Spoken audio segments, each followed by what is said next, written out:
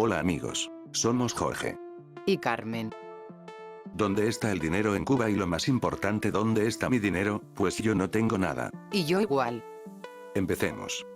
Se considera que más del 60% del dinero en Cuba está en manos de la población. Como popularmente se dice. Está bajo el colchón, pero ¿por qué se ha llegado hasta aquí? En primer lugar, la inflación, que con la subida de los precios que son diarios, uno por la tarde compra un producto X en un precio, y a la mañana siguiente ya ese precio es más alto.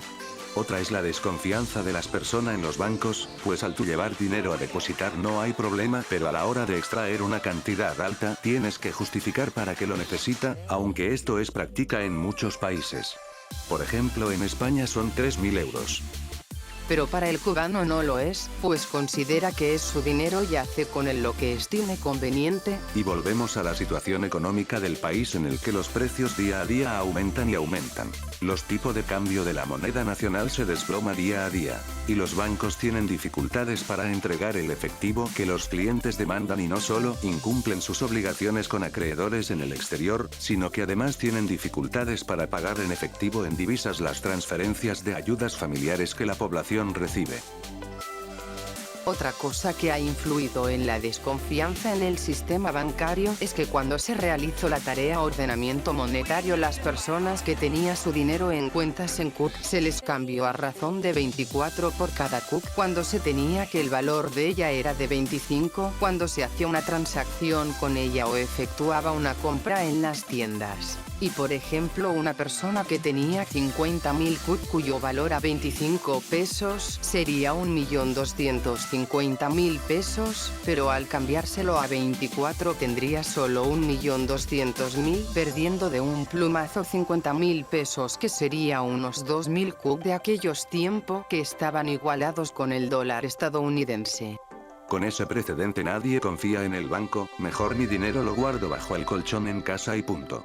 Luego del establecimiento del libre visado para cubanos a Nicaragua en noviembre de 2021, el flujo de estos para visitar los volcanes alcanzó números impresionantes, así como la necesidad de dólares para estos viajes, ya sea para el vuelo a Managua como el recorrido a través de varias fronteras para llegar a suelo de Estados Unidos. Cada migrante necesitaba entre 10.000 y 15.000 dólares, generando una gran presión en la demanda del billete verde y por supuesto el aumento de su precio en el mercado informal, donde único se podía conseguir.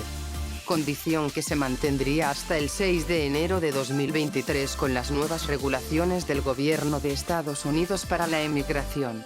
Pero ya con la aprobación en septiembre de 2021 de las primeras 35 MIPYMES privadas en Cuba.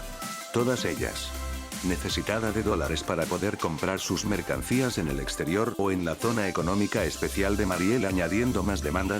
Otro factor es el déficit fiscal, que en 2021 fue de 63.697 millones de CUP. Por lo que el mercado informal se ha convertido en la principal fuente de suministro de dólares, donde nadie hace pregunta al vender un producto, recibir las remesas que se hace al contado, ya sea en cupo MLC o la venta directa de divisas. Y así llegamos a tener mucho más dinero en manos de la población que en los bancos.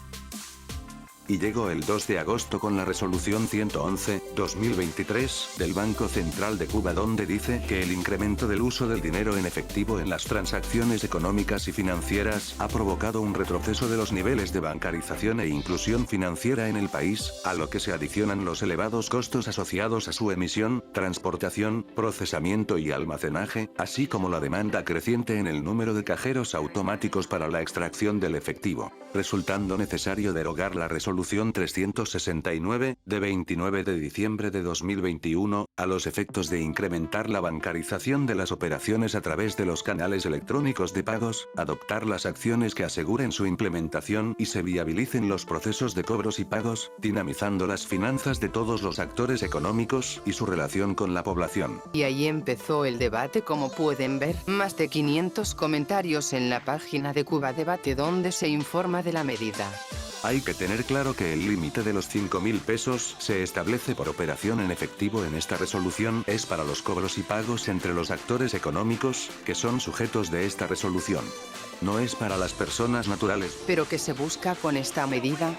Veamos algunos puntos. Recoger el dinero en mano de la población y la necesidad de la bancarización por los ya bajos niveles de esta existentes en Cuba. Esto traería muchas ventajas como seguridad, eficiencia y ahorro, transparencia, inmediatez, capacidad de pago, funcionamiento permanente. En países como China la bancarización lleva años de adelanto, allí todo se paga a través del teléfono.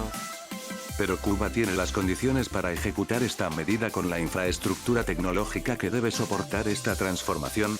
Cuando en las compras online de 300 combos en una tienda virtual muchas veces colapsas las pasarelas de pagos, ya sea en zona o transfer móvil, pues veremos cuando se ejecuten miles de pedidos en todo el país al mismo tiempo que pasa. Otro problema a tener en cuenta es la envejecida población cubana y su poco dominio de las nuevas tecnologías.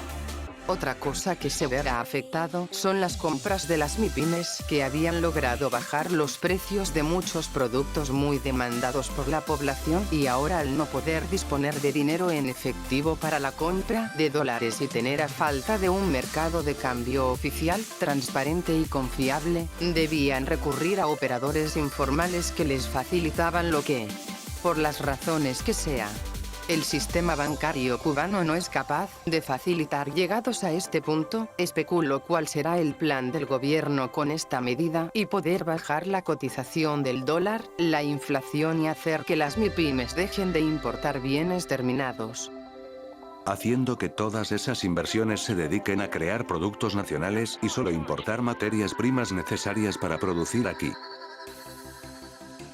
Crear un mercado en el comercio interior mayorista y minorista, como podemos ver aquí en este artículo de Prensa Latina, y la llegada de las inversiones rusas.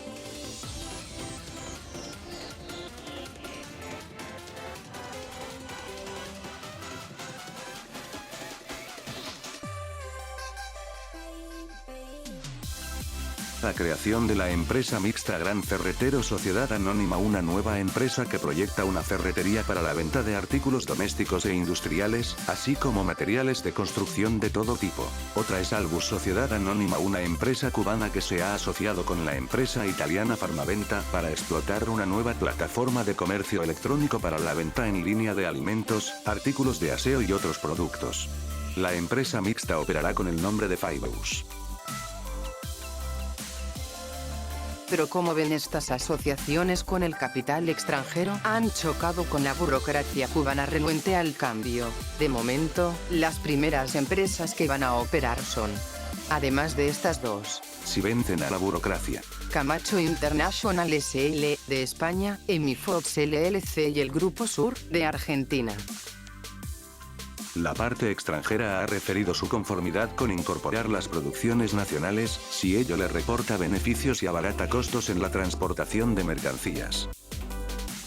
Y se anuncia que están actualmente en la fase de cierre de documentación legal, flujo operacional, almacenes y tiendas donde ofertarán alimentos, ropa, artículos del hogar, de aseo e higiene y otros muy demandados. Resumiendo, si logran bancarizar la mayor parte del efectivo circulante y además logran un mercado cambiario controlado por el Estado donde el peso cubano logre su protagonismo, y al mismo tiempo puedan poner a funcionar esas empresas con capital extranjero venciendo la burocracia.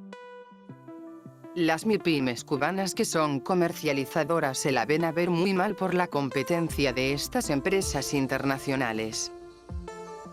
Pero igual la que importan materias primas para sus producciones, si el mercado cambiario no funciona por cualquier motivo y no pueden obtener sus divisas. Las ventas de esas empresas debería ser en pesos y no en MLC, pues al ya estar el mercado cambiario funcionado, allí es donde se haría la conversión de pesos a divisas. Pero lo más seguro es que empiecen en moneda libremente convertible, MLC, hasta que se alcance el equilibrio en el mercado cambiario cubano. Pero esto solo es especulación y el deseo de que salga bien.